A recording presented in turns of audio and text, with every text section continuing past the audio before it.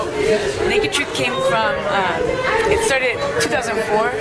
I was at Western Washington University, and I had been in the production of Vagina Monologues, and it was a really powerful place to be in, a space of empowerment through the arts and through storytelling. But it was problematic because the stories we were telling were not our own, and so the representations of women of color and queer people were really stereotypical, and it was problematic to me, right? Like in the space of liberation, there's still oppression.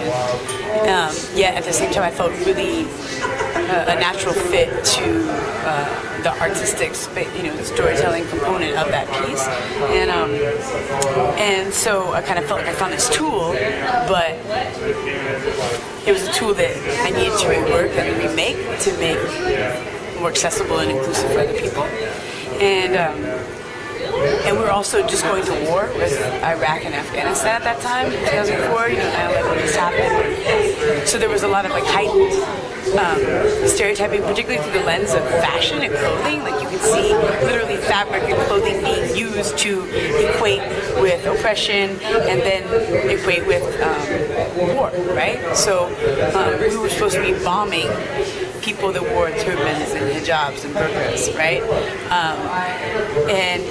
And that was a really powerful reflection for me, because I was thinking about the ways that clothing in our lives, in the United States also tell a story, but we don't look at that. Us as U.S. culture are really good at othering and saying where oppression is, that that Muslim women are oppressed and that Mexicanos and Latinos are all macho, when actually there's more female senators in the government in Mexico than there are in the United States.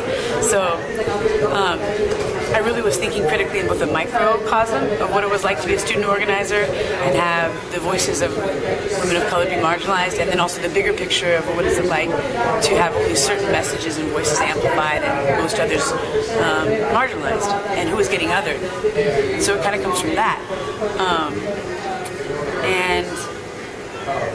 So in the first round, we actually did a fashion show where you put on your stereotype as if it was a piece of clothing, and then talk about it and be inside that character, and then take it off.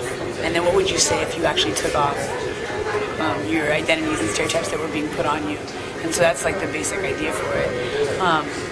The model that we've used at Nova was different because what was happening in the Nova community at that particular time was different. It was a lot about building and space and geography and moving from one building to another, and the history that was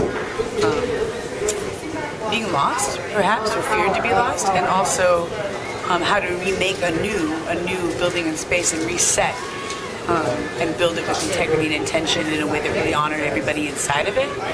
And so I was asked by Henry specifically to come to Nova and share the work that I do with Naked Truth. We had met at another youth organizing training at Youngstown at that time.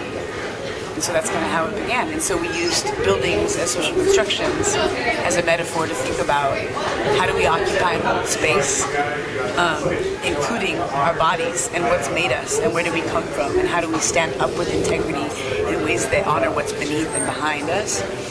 And so that's been the theme with this particular manifestation of the Naked Truth. Less about fashion and clothing, but more about buildings and social constructions, because we're building together a new way at the school.